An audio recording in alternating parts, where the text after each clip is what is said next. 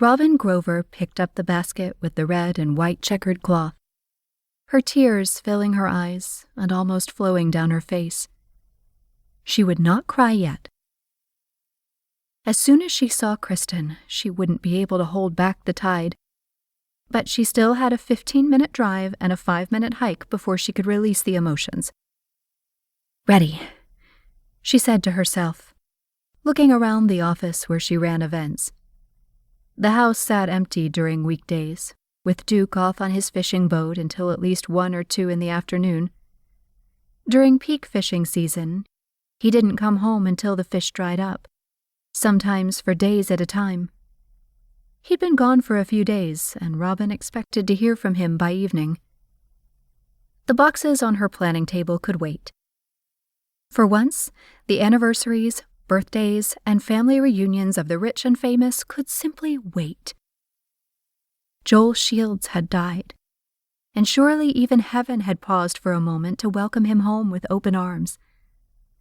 His wife, Kristen, was still here, and Robin had quickly collected all of the woman's favorite things, tied them up in ribbons and cloths, as if that could erase the stunning pain of losing someone you loved. Her emotions hitched again, and Robin laced them behind a brave smile and clenched her fingers around the handle of the basket.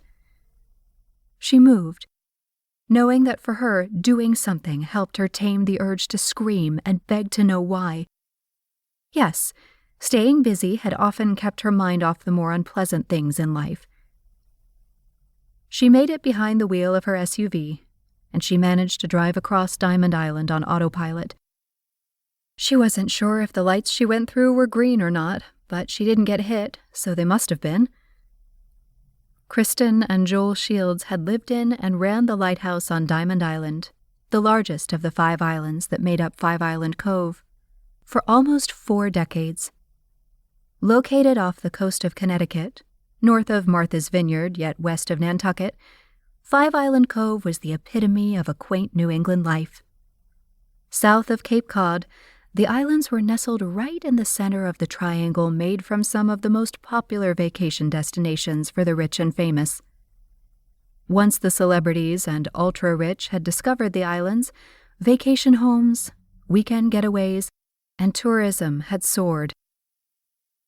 Robin had lived on Diamond Island for her entire life, and while she often thought she would have liked to have seen more of the world, she couldn't imagine living anywhere but on a mound of earth surrounded by water. She loved the sound of the waves as they washed ashore. She adored the way the sun glinted off the water, and once she'd married Duke Grover, she'd had all the lobster and soft-shell crab she could want. Gratitude for the life she'd been given streamed through her, and Robin allowed a tiny trickle of tears to slip down her face. She sniffed and swiped them away as she pulled into the small parking lot at the Lighthouse, somehow there already. The water in front of her undulated as it usually did, and Robin watched it for a moment. The sun shone today, and it likely would for many more days to come, as they'd just come into spring and were well into April. The flowers had started to peek up from their winter naps, and Robin couldn't wait for the rose bushes along the edge of this parking lot to bloom.